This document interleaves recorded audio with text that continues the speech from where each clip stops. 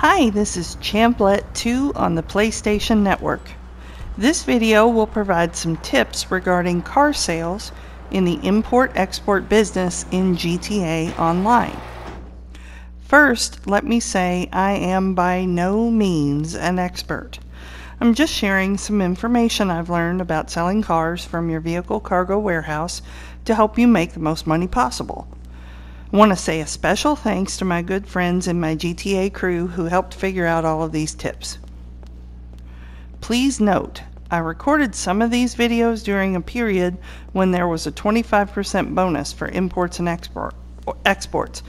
So don't be alarmed if the amounts you see when you're playing don't match the ones in the video.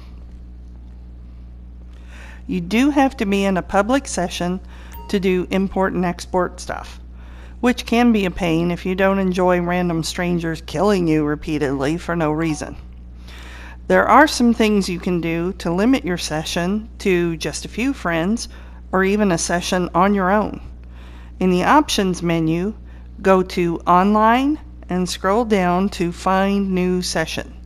If you do this several times, you'll likely eventually get a room all to yourself. It might take a while to get one, so be patient and keep trying. There's no guarantee that other players will not join your solo public session uninvited, but quite often they don't. That means you can have a public session all to yourself and play in peace, at least for a while, until someone eventually joins your session. You can also invite a friend into that session with you, and you're not very likely to get uninvited players. However, once you bring a third player into that session, usually the floodgates open and everybody and their brother piles in. I've heard there are things you can do to your PlayStation Network settings that also reduce the likelihood that strangers can join your public session. I've heard these options really do work, but messing with your network settings can be risky, so check for posts about this online and decide for yourself if they're worth trying. Now, this is a very important tip. As long as you have at least one player in the session who is not in your CEO organization, you can sell vehicle cargo with virtually no resistance. Well, at least not from the game. GTA expects other players to slow you down when you're selling. If there are no opponents in your session, random NPC characters will pursue you during the sale. During sales when I was alone in a session, I've never encountered any NPC helicopters, just a few cars shooting at me. I prefer to play in a session with just one other friend, and then you can take your time driving to the sale with no interference or damage at all, except for the crazy drivers trying to hit your car. Okay, we ready to move this one? Collect the pink slip and take the car to the buyer. We've spent money on this, so let's keep an eye out for rival organizations. See there, she just said it. The rival organizations are usually the ones that mess with you when you're selling, not just the characters in GTA. Import-export seems to be the most profitable compared to Motorcycle Club and Special Cargo. The setup cost can be as low as $2.5 million to get started in import-export. $1 million buys the Maze Bank West Executive Office with no modifications or upgrades. $1.5 million buys the La Mesa Vehicle Cargo Warehouse with no design modifications. There are videos on my channel reviewing the offices and their warehouses to help you decide which ones you need. In import-export, you can sell cars to 3 different kinds of buyers: private buyers, showrooms, and specialist dealers. You can sell to a private buyer, which requires no upgrade costs, but it's the least profitable option. However, it also has the least resistance if you're in a public session by yourself. For example, I sold a standard range and a top range car in solo public sessions, and I had only 2 cars pursuing me during each of those sales. For an upfront fee and some minor modifications and pink slips, you can sell to a showroom. This option will bring you more resistance than selling to a private buyer if you're in a session alone. As you're seeing in this video, I sold a top range car in a solo public session, and I had a total of 6 cars pursuing me instead of just 2 when I sold to a private buyer. I also had to drive to a location on the map to pick up a briefcase with the pink slips before I could proceed to the sale. These sales are timed, all of them are, but even with the extra stop for the pink slips and a gun battle, there was enough time to get there. Honestly, I didn't think the showroom option was really worth doing at all. You don't make enough extra profit over the private buyer for all the extra trouble of trying to find the little briefcase that's hidden somewhere, because they don't really show you exactly where it is. And plus you're dealing with so many more enemies. I thought it was actually a little bit easier to sell to the specialist dealer, because there were only 4 enemies shooting at me, but that one does cost a little more up front for more modifications. Selling to the specialist dealer is definitely the best option in my opinion. It gets you double the profit of selling to a private buyer and 50% more profit than selling to a showroom.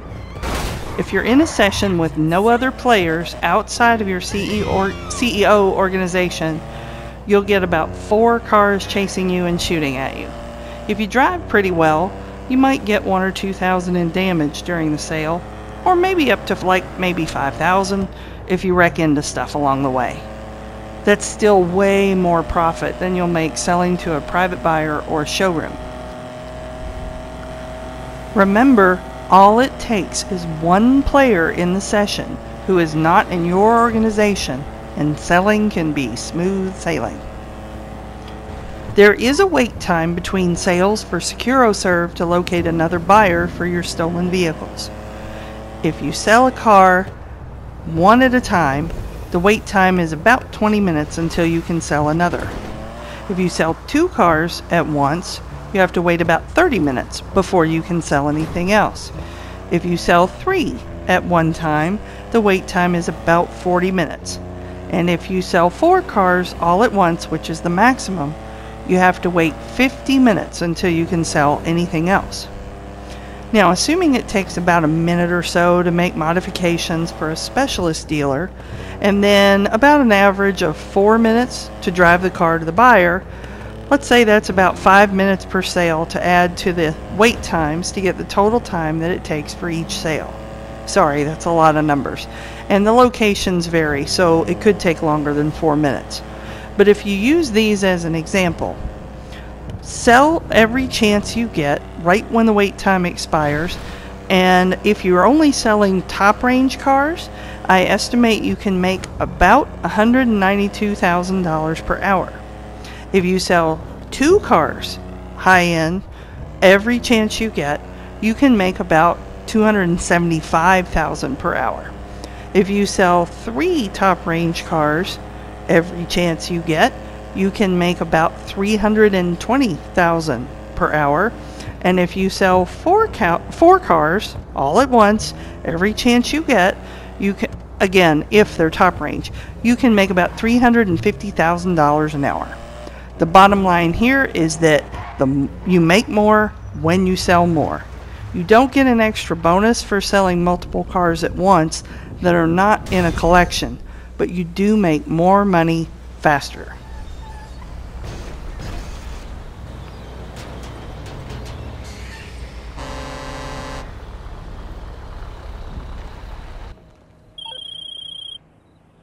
This is huge. We got a sale.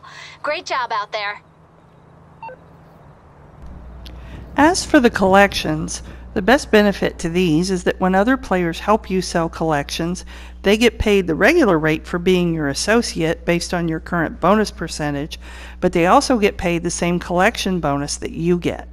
It's harder to manage your inventory to try to complete the collections, because you have to be careful not to sell any cars you have in your warehouse that belong to a collection.